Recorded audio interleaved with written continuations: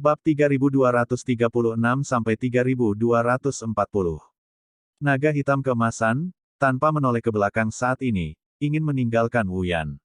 Wajah Wu Yan jelek. Buang. Beberapa orang, kamu tidak bisa melakukan hal kecil ini dengan baik, bodoh. Wu Yan memarahi dan mencoba menghentikannya. Namun, Jinwu Jiaolong lebih kuat darinya. Saat ini, dia mencoba melarikan diri, tetapi dia tidak bisa menghentikannya. Brengsek. Dalam keputusasaan, Wu Yan hanya bisa mengejar. Pintu masuk gua. Xie Qing dan Mu Yun keluar dengan marah saat ini. Bagaimana kamu melakukannya? Lari dulu. Xie Qing berkata sambil tersenyum, kalau begitu Wu Yan harus kembali. Simpan di sini dan sentuh dengan benar. Ini benar-benar jalan buntu. Dua sosok meninggalkan lembah saat ini. Segera, suara udara pecah terdengar. Naga Jinwu sedang berpacu saat ini. Di belakang punggungnya, Wu Yan bahkan lebih marah. Pada saat ini, Jinwu Jiaolong melihat api memancar dan sangat marah. Aduh! Terdengar raungan keras. Stasiun Jinwu Jiaolong terletak di pintu masuk gunung. Aduh! Di dalam gua, tangisan lemah terdengar saat ini. Naga hitam keemasan tampak bahagia. Saat ini, di mulut gua, sesosok muncul saat ini. Itu adalah naga Jinwu muda. Kedua naga bertemu. Di pintu masuk gua, ada beberapa sosok yang berlari kencang kebingungan. Tapi itu hanya beberapa. Gu Yi, Su Huan, Wen Hongxuan, dan 5 atau 6 orang lainnya dalam keadaan malu saat ini, menghitam dan terluka parah. Aduh! Jinwu Jiaolong sangat marah pada adegan ini. Melihat pemandangan ini, Jinwu Jiaolong tidak mengerti. Itu ditipu. Pikat lawan untuk meninggalkan tempat menguntungkan mereka. Jinwu Jiaolong memberikan minuman yang dalam dan membunuh Gu Yi. Keluar. Minuman rendah terdengar saat ini. Pada saat ini, Wu Yan datang dan meninju, dan sosok Jinwu Jiaolong diblokir. Pergi. Wu Yan memandangi beberapa orang, tidak punya waktu untuk minum dan memarahi, dan langsung meraung. Gu Yi beberapa orang, saat ini sudah takut patah keberanian, di mana masih berani untuk tinggal. Beberapa sosok menerobos udara dalam sekejap. Jinwu Jiaolong sangat marah. Pencuri telur, masih ingin lari. Jinwu Jiaolong berjuang untuk mengejar ketinggalan. Saat ini, Diem sedang berjuang untuk melawan. Jinwu Jiaolong lebih kuat darinya. Tidak apa-apa untuk melibatkan satu sama lain. Tapi saat ini, naga hitam keemasan itu jelas sedang marah. Sarangnya dibakar. Anak itu dicuri. Bagaimana bisa kamu tidak marah? Dalam sekejap, pertarungan dimulai. Diem melawan dan mundur. Medan perang menyebar puluhan mil jauhnya dalam sekejap. Mu Yun dan Xie Qing keduanya muncul saat ini. Sayang sekali. Xie Qing menghela nafas, tidak membunuh orang-orang Gu Yi itu. Masa depan masih panjang. Mu Yun berkata, kita sudah lolos. Kita tahu mereka adalah murid Akademi Yuding. Kita akan membalas dendam pada mereka di masa depan. Jangan khawatir tentang kesempatan itu. Itu benar. Xie Qing berkata sambil tersenyum, ayo pergi dan membawamu menyapu angin musim gugur. Menyapu angin musim gugur. Xie Qing kembali ke Gua Jiaolong bersama Mu Yun. Ikuti aku. Xie Qing sekarang dikelilingi oleh cahaya biru. Saat cahaya biru muncul, api yang menyala melemah saat ini. Xie Qing berkata, darah naga sangat kuat, dan sisiknya unik. Kristal kijang mengandung gas inflamasi. Jika bergesekan dengan sisik naga, mudah terbakar. Dan itu adalah api yang sangat mematikan. Faktanya, tidak perlu dikatakan oleh Xie Qing, Mu Yun mengerti ketika dia melihat beberapa tubuh hangus di tanah. Tapi ada satu hal di Gua Jinwu Jiaolong, tapi tidak bisa dibakar oleh api.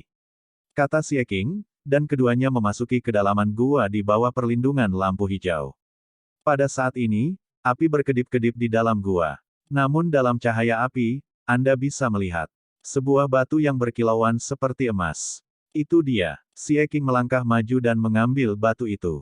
Jinwu Jiaolong, lahir dari Jinwu, disebut batu Jinwu. Meskipun itu batu, jangan remehkan itu. Xie Qing berkata sambil tersenyum, pergi dari sini dulu. Seandainya naga Jinwu kembali dan menghalangi kita. Mereka pergi dengan cepat. Pada saat yang sama, di sisi lain, Wu Yan dikejar oleh Jinwu Jiaolong. Bukan hanya mengejar. Jinwu Jiaolong benar-benar marah. Serangan demi serangan dan jatuh dari waktu ke waktu. Yan benar-benar marah.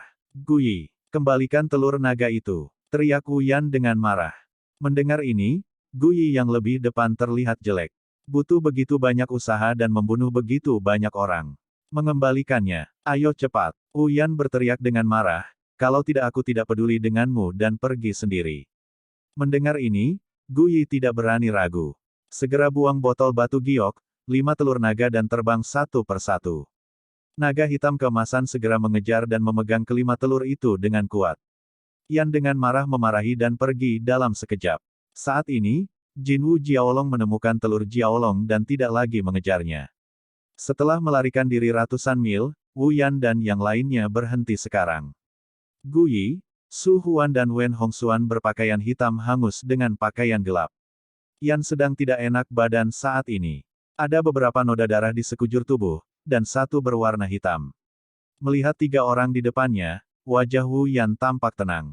Katakan padaku, apa yang terjadi? Mengapa sarang Jinwu Jiaolong terbakar? Apakah aku sudah memberitahumu? Batu kristal kijang mengandung ki inflamasi. Jika dicampur dengan darah Jiaolong. Mendengar ini, Guyi buru-buru berkata, kakak bela diri Wu Yan, aku tidak tahu ini akan terjadi. Di dalam gua, seekor naga kecil menetas dan menghentikan kita, tapi dia bisa mengatasinya. Tapi saat aku bertarung dengan si kecil Jiaolong, ada api. Lagi pula, apinya naik dari belakang kita. Mendengar ini, wajah Wu Yan menjadi dingin. Su Huan buru-buru berkata, bukannya kami melalaikan tanggung jawab kami. Apinya sangat aneh. Kami sangat berhati-hati di sepanjang jalan sebelum memasuki gua. Semuanya sudah siap. Mata Wu Yan semakin curiga. Apakah kamu pernah melihat kedua orang itu? Kata Wu Yan. Keduanya. Dua yang mana? Petik 2. Wen Hongxuan mencoba membuka mulutnya. Pada saat ini, Yan menutup matanya. Bukan 2 orang itu. Ini baru awal dari 2 raja. Bagaimana mungkin menyalakan api? Namun, bukan mereka berdua yang muncul bersama Jinwu Jiaolong. Itu tidak masuk akal. Dari mana datangnya kuda kecil itu? Saat ini, wajah Wu Yan menjadi suram. Setelah dipikir-pikir, sepertinya hanya 2 orang itu yang paling mencurigakan. Jika keduanya, itu mendung hanya oleh 2 raja perbatasan. Kembali, Yan berkata dengan dingin saat ini. Kakak bela diri Wu Yan, telur Jiaolong. Apakah kamu bodoh menjadi Jinwu Jiaolong? Wu Yan memarahi, bisakah itu keluar setelah ditipu oleh kita sekali? Kembali ke halaman Yuding, kali ini sudah berakhir. Guyi, Su Huan, Wen Hongxuan. Wu Yan berkata dengan dingin, ini adalah kerjasama terakhir kita. Sebuah kata jatuh, dan ketiganya menjadi putih. Kali ini, alih-alih menyanjung diem, malah membuat diem kesal. Kerugian besar. Saat ini, Xie Qing dan Mu Yun, yang berada di balik layar, sedang bersembunyi di pegunungan. Di sebuah gua, Xie Qing melihat pola susunan di sekelilingnya dan berkata dengan ragu, bisakah kamu melakukan susunan ini? Jangan setengah-setengah. Jika seseorang tahu, kita mati. Jangan khawatir. Mu Yun berkata, masih ada jaminan. Apa itu batu emas dan kayu hitam? Tunjukkan padaku. Xie Qing tersenyum dan mengeluarkan emas dan batu hitam itu.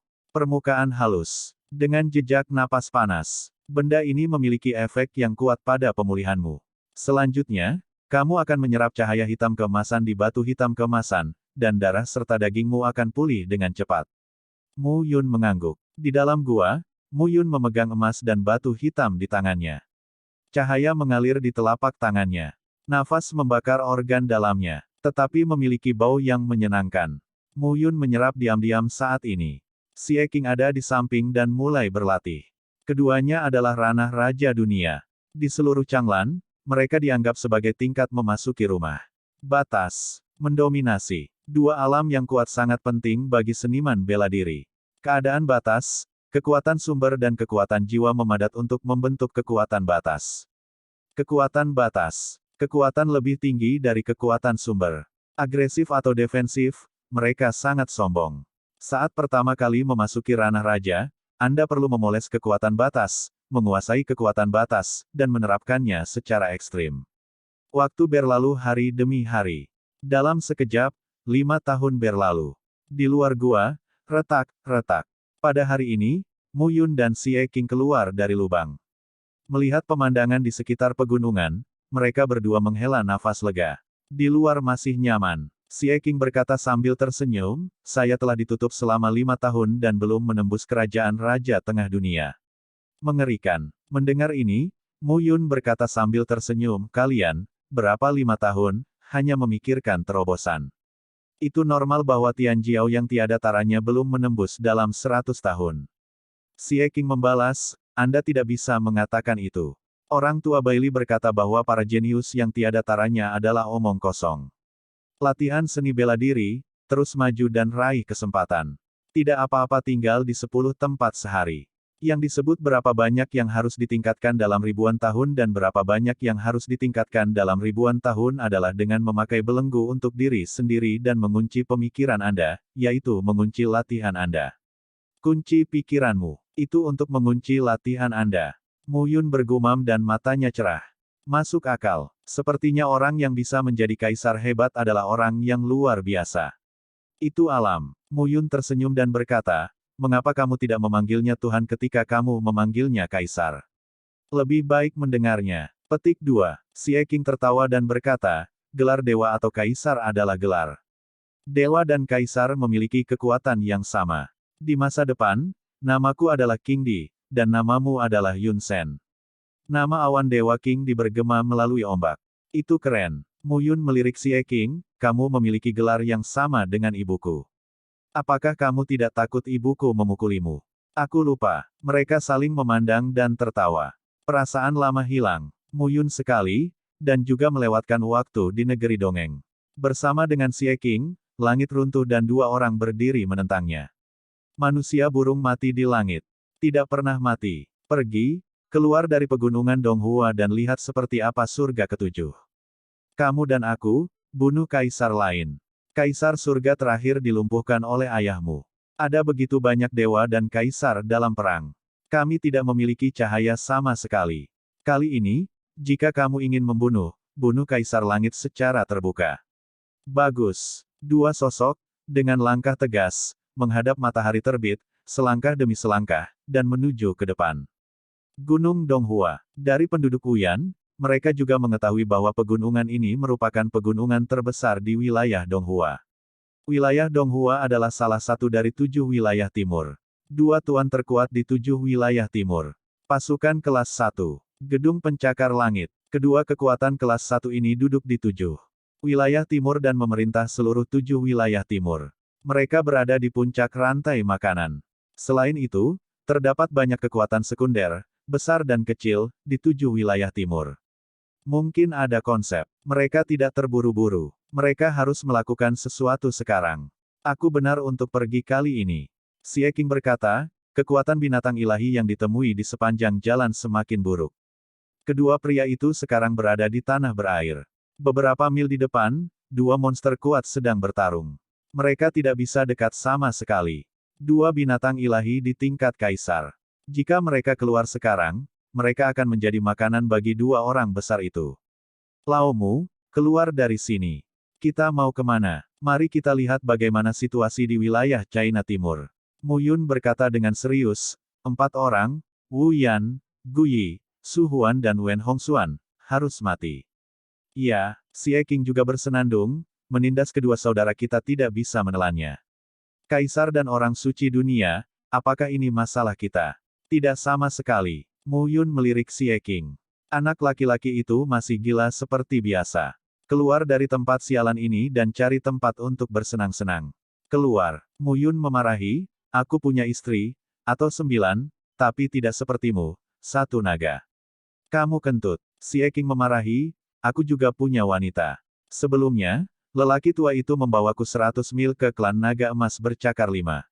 Jin Zhengyuan, kepala keluarga naga emas bercakar 5, adalah ayah mertuaku. Mu Yun membuka mulutnya, dewa air atau istriku. Petik 2. Orang lebih marah daripada orang. Xie Qing berkata sambil tersenyum, apakah kamu ingat Xiaoqi? Hah? Mu Yun menatap Xie Qing. Xiaoqi adalah putri Cai Lingtian, kepala klan Qicai Tianlong. Dia dijemput oleh Cai Lingtian pada awalnya. Aku mendengar tentang dia ketika aku berada di klan Jinlong bercakar 5. Sekarang, aku putri paling kuat di keluarga Tianlong yang penuh warna. Cepat atau lambat, aku akan pergi tidur. Ketika Xie Qing mendengar ini, dia mencibir, pergilah, Xiao Qi memanggil ayahku. Di masa depan, kita bisa, tidak cocok dengan saudara-saudara kita. Kamu harus menelepon ayahku. Gulung betis. Saat ini, mereka berbisik. Tapi saya tidak menemukannya. Di belakang saya, ada ular sanca sepanjang 100 meter. Saat ini, diam-diam dekat dengan mereka. Kapan selesai? Terlalu bau di dalam air. Xie Qing mengeluh. Apakah kamu merasa lebih bau dari tadi? Ya, kata-kata mereka jatuh. Suara detak terdengar pada saat ini. Berlari. Hampir seketika, mereka menunjukkan sosok mereka dan bergegas keluar dengan cepat. Xie Qing menoleh ke belakang dan ketakutan. Itu piton berdarah. Kekuatan tingkat Ji Huang. Mereka bergegas keluar dalam sekejap. Kali ini, saya tidak akan melihat ke belakang. Dia, terlalu mudah untuk membunuh mereka. Anjing yang berbunyi bip. Xie Qing memarahi, ada satu di belakang dua yang bertarung di depan, Nima. Lari ke sana. Mu Yunsen berteriak, kedua orang besar itu, diperkirakan kemarahan pertempuran itu kuat. Pimpin piton hari bergaris darah itu kepada mereka. Bagus. Mereka bergegas pergi dalam sekejap. Boom! Di antara pegunungan di depan, terdengar suara keras. Bumi berantakan. Kera raksasa dan harimau hitam sedang bertarung saat ini. Kera lengan besi. Harimau hitam. Xie Qing berkata, tepat pada waktunya, biarkan mereka bertiga bertarung. Pada saat ini, Mu Yun dan Xie Qing terjepit di antara tiga monster raksasa. Piton berdarah. Kera lengan besi. Harimau belang hitam. Saat ini, ketiganya saling berhadapan, dan mata mereka melepaskan amarah. Kera lengan besi dan harimau belang hitam bertarung dengan sengit, tetapi piton bergaris darah muncul saat ini. Keduanya memandang piton berdarah dengan mata provokatif. Piton berdarah mengejar Mu Yun dan Xie Qing. Makanan enak akan segera tiba, tapi diinterupsi dan marah. Untuk sesaat, ketiganya meledak menjadi raungan yang kuat, dan tidak ada yang menyerah satu sama lain. Boom! Dalam sekejap, ledakan terdengar, dan tiga monster kuat bertarung saat ini. Mu Yun dan Xie Qing terjebak di tengah dan tidak bisa maju atau mundur. Mengerikan. Xie Qing bergumam saat ini, orang-orang ini terlalu pemarah. Mereka akan dibunuh jika mereka tidak setuju satu sama lain. Ada yang salah, kata Mu Yun perlahan, ketiga orang ini tampaknya sangat marah. Jangan pedulikan mereka, jangan bunuh kami. Petik 2. Saat ini, tiga orang besar bertarung dengan sengit. Bumi di sekitarnya runtuh dan ada retakan kosong. Mu Yun dan Xie Qing dengan hati-hati berbaring di tanah, melihat sekeliling, dan mata mereka memperhatikan dengan seksama. Ah! Tiba-tiba, Xie Qing berteriak. Apa yang kamu teriakkan? Mu Yun tidak bisa membantu memarahi. Mengapa kamu memegang kakiku? Aku merasakan sakit saat menganggur. Pegang kakimu. Kata-kata mereka jatuh dan mata mereka melihat. Pada saat ini, saya hanya melihat sebuah lengan terulur dari tanah yang pecah di bawah tanah dan mencengkeram pergelangan kaki Xie Qing. Tolong, tolong, aku, terdengar suara samar. Mu Yun dan Xie Qing keduanya berhenti. Xie Qing terus memanjat ke depan dan diseret keluar dengan sesosok tubuh. Pakaian pria itu ternoda lumpur dan terlihat sangat berantakan. Dari atas ke bawah, dia terluka parah. Wajah bersudut juga pucat dan tidak berdarah saat ini. Tolong aku. Pria itu berbisik dan pingsan. Simpan atau tidak, ambil dulu. Mereka menarik mayat itu seperti orang mati menuju tepi medan perang. Meninggalkan medan perang dari tiga binatang ilahi, mereka tidak ragu untuk melemparkan mereka dalam sekejap. Mereka sangat cepat dan pergi dari sini. Saat mereka bergerak maju, mereka tampaknya semakin dekat ke tepi gunung. Hewan suci di antara pegunungan yang mereka temui di sekitar mereka sebagian besar adalah kerajaan raja. Sampai sekarang, mereka benar-benar berhenti. Jika kamu tidak melindungi dirimu sendiri, bawalah botol pil. Xie Qing terengah-engah saat ini. Melihat pemuda yang pingsan itu, dia tidak bisa menahan diri untuk berkata. Apakah kamu tidak setuju? Saya melihat Anda setuju. Xie Qing melihat sosok di belakang Mu Yun dan berkata, keluh dan lihat apakah itu hidup atau mati. Masih hidup. Mu Yun melihat sekeliling dan berkata, kamu tahu banyak. Temukan obat dan terapkan padanya. Terserah dia apakah dia hidup atau mati. Bagus. Saat ini, mereka bertindak sesuai dengan pembagian kerja mereka. Malam tiba. Sebuah lubang digali di dinding gunung, dan keduanya menyembunyikan pemuda yang pingsan itu. Pada tengah malam, pemuda itu bangun perlahan. Apakah kamu bangun? Muyun melihat pemuda itu bangun dan berkata sambil tersenyum, bangun saja. Pulihkan beberapa hari ini. Kami akan membawamu pergi dari pegunungan. Pergilah kemana kamu harus pergi. Terima kasih. Melihat Muyun dan Xie Qing, pemuda itu berjuang, duduk dan berbisik, apakah ada air? Ini dia. Di satu sisi, Xie Qing menyerahkan segelas air. Pria muda itu menelan ludah, menatap mereka dan berkata, namaku Meng Zui, dari kota Donghua dan Siang. Dalam perjalanan ini, saya pergi ke halaman tripod batu giok dan bergabung dengan dua rekan saya. Tanpa diduga, ketika saya bertemu dengan harimau belang hitam dan kera raksasa, kedua rekan saya meninggal secara menyedihkan. Kalau bukan karena kamu, aku khawatir aku juga akan mati. Terima kasih atas bantuanmu. Muyun tersenyum dan berkata, ini hanya sedikit usaha. Namaku Muyun. Ini saudaraku Xie Qing. Meng Zui mengangguk. Kemana kamu? Pergi. Kami. Muyun tersenyum pahit dan berkata, kami baru di sini. Kami dikejar dan dibunuh. Kami berkeliaran di pegunungan Donghua. Kami baru saja selamat. Mendengar ini, wajah Meng Zui sedikit muram. Perlahan, Meng Zui mengeluarkan 3 token. Tuan-tuan, ini token rumah sakit Yuding dan rumah sakit kemanusiaan. Dengan token ini, Anda bisa masuk ke rumah sakit Yuding. Awalnya, saya dan kedua teman saya direkrut ke rumah sakit Yuding bersama-sama. Tapi kedua temanku meninggal. Kamu bisa mengambil 2 token ini. Dengan token ini, kamu bisa masuk ke aula Yuding dan menjadi murid. Mata Muyun berbinar saat dia mengatakan ini. Xie Qing mengangkat alisnya dan berkata, siapapun bisa memasuki halaman tripod giok. Bukankah terlalu mudah untuk masuk? Mendengar ini, Meng Zui menggelengkan kepalanya dan berkata, tidak semua orang bisa masuk. Akademi Yuding merekrut murid. Pertama. Kedua, beberapa tetua, yang pergi sepanjang tahun, bertemu dengan murid-murid yang luar biasa dan memberi mereka token.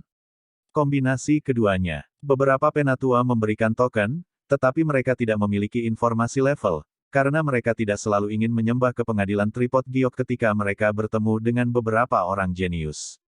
Hanya mungkin para penatua itu meninggalkan token. Mendengar ini, Muyun dan Xie Qing mengetahui semuanya. Mereka berkomunikasi satu sama lain. Apakah kamu akan pergi? Pergi. Xie Qing menjawab dengan tegas, mengetahui ada harimau di gunung, bukankah Huyan ada di halaman Yuding? Nenek, aku mengambil sisik nagaku dan ingin membunuhku. Aku tidak bisa menelannya. Muyun mendengar pidato itu dan menjawab, oke. Huyan itu adalah murid Akademi Tiandao. Dia berstatus tinggi dan tidak boleh disentuh pada hari kerja. Tidak sulit bagi kedua saudara kita untuk mencapai kaisar. Jika kita bertemu Gu Yi, Su Huan dan Wen Hongxuan, bunuh mereka terlebih dahulu.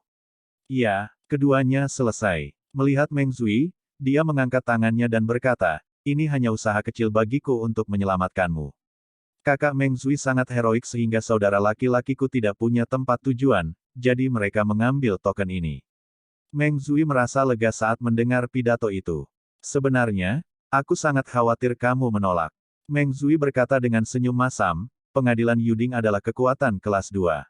Di wilayah Donghua ini, disebut 4 penguasa bersama dengan Sekte Guiyuan. Kalau aku dirawat di rumah sakit sendirian, aku takut diperhitungkan. Aku tidak tahu bagaimana mati.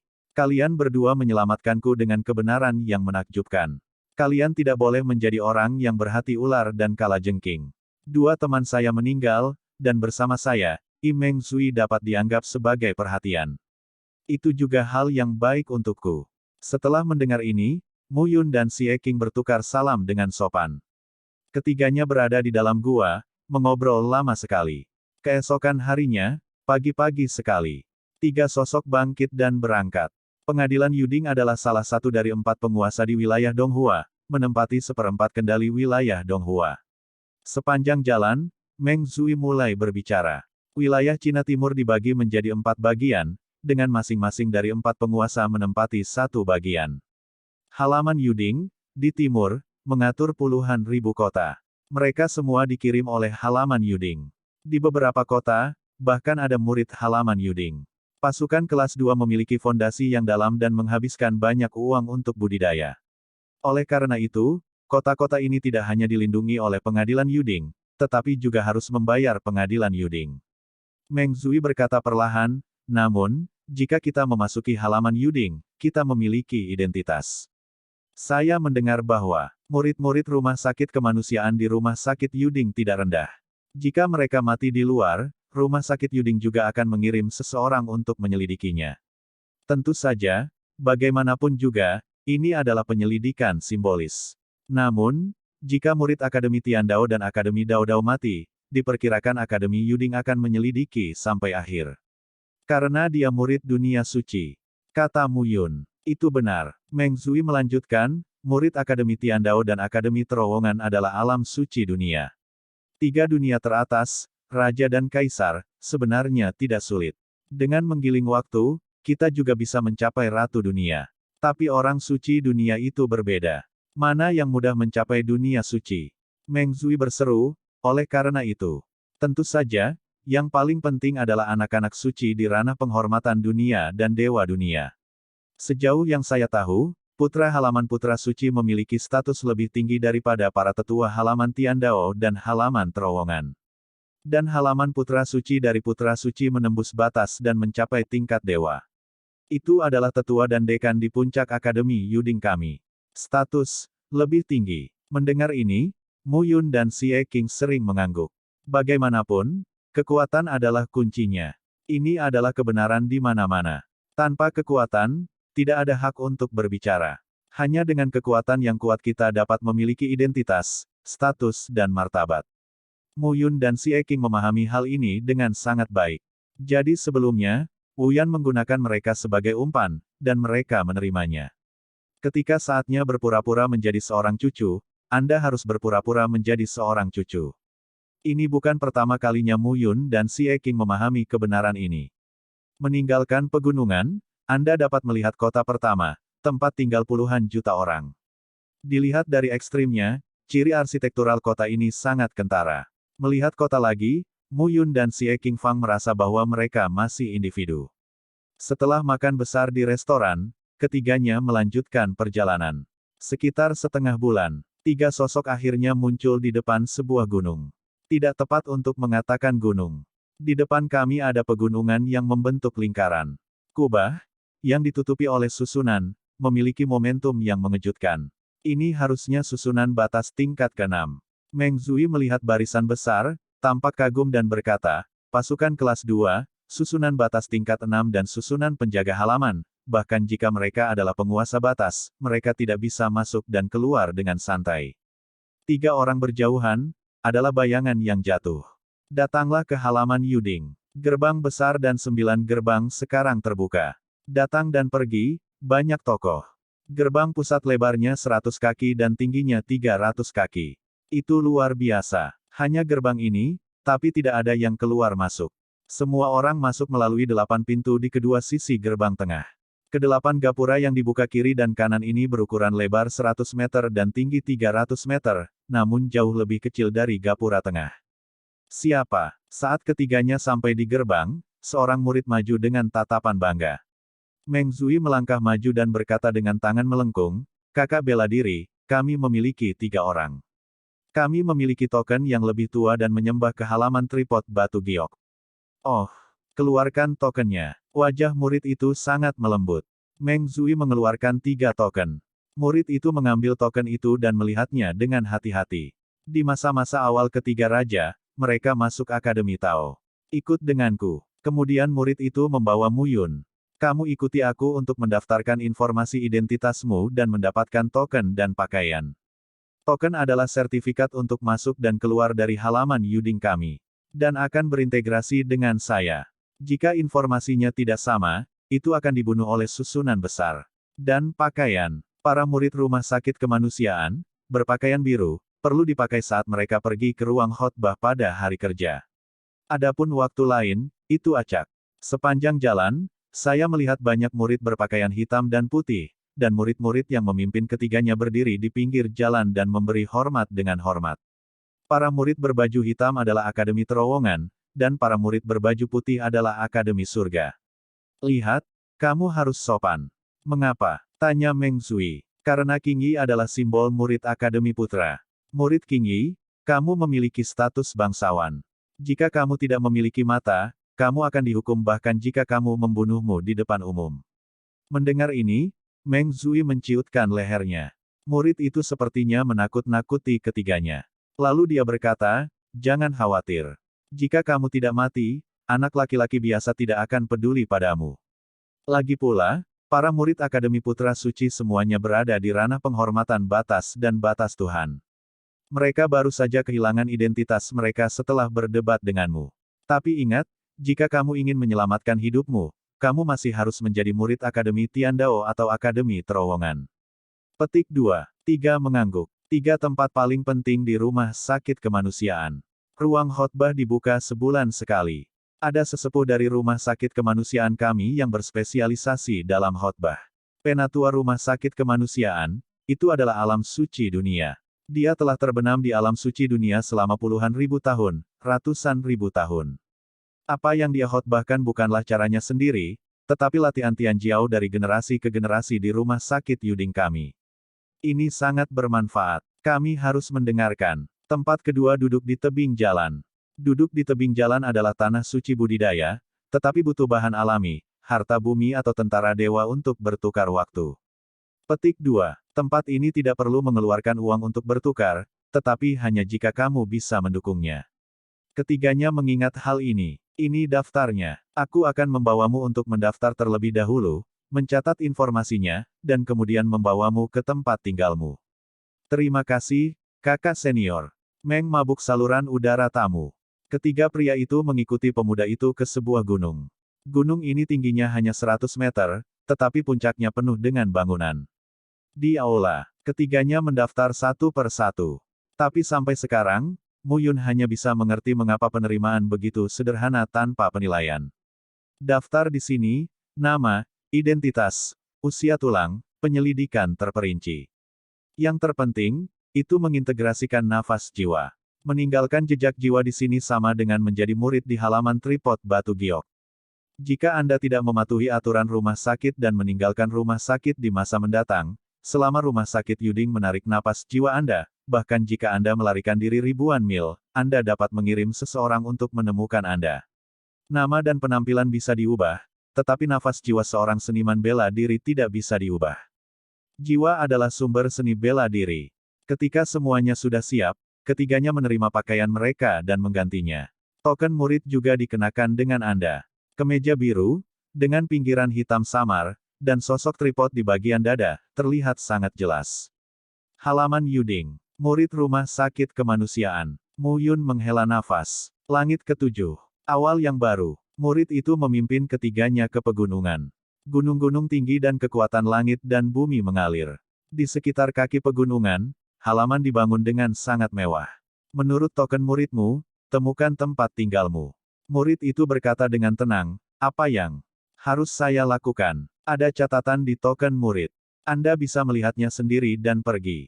Terima kasih, kakak senior. Meng Zui membungkukkan tangannya dengan sopan. Ketika pemuda itu pergi, dia melihat ke depan. Di kedua sisi jalan, ada loteng berlantai 2, satu demi satu, memakai pekarangan. Murid Akademi Yuding. Xie Qing bermain dengan token, tersenyum dan berkata, akhirnya, saya tidak berada di bawah yurisdiksi orang tua. Jangan cepat puas. Ini baru permulaan. Mu Yun tersenyum dan berkata, jangan lupa, masih ada yang harus kita lakukan. Ya, menurut token, ketiganya menemukan tempat tinggal masing-masing. Loteng di lantai 2 cukup sepi. Lantai pertama terutama ruang tamu untuk tamu dan ruang latihan.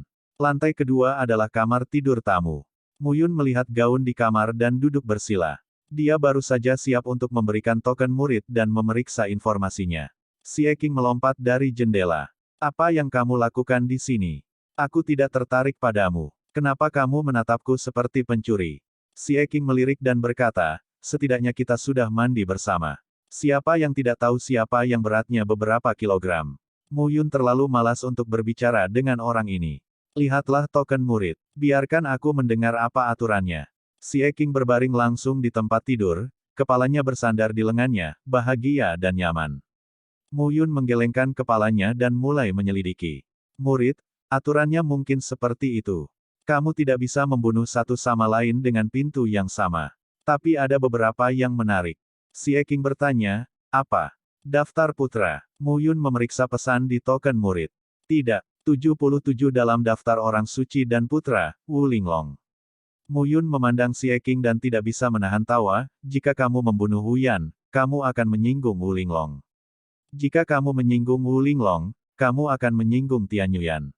Singgung daftar dua putra dalam satu tarikan napas. Takut bola. Xie Qing meremehkan, lagi pula, sekarang, kita tidak bisa balas dendam.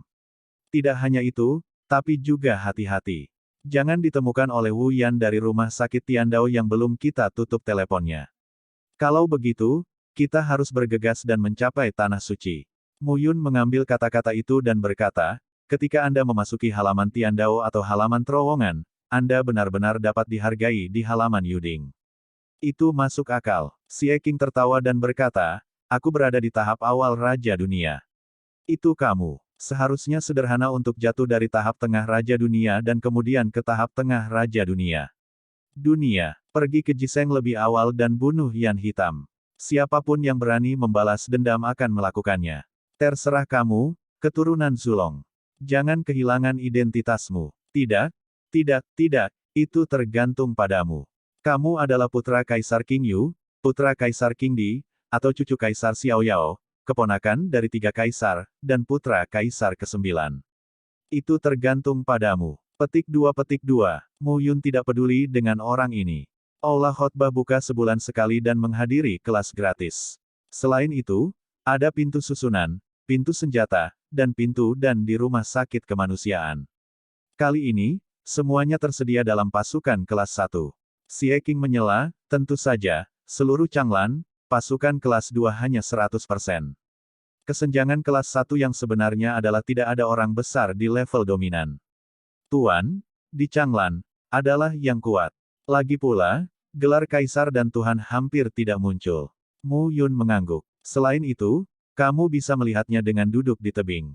Tapi aku tidak tahu bagaimana cara menghitung waktu.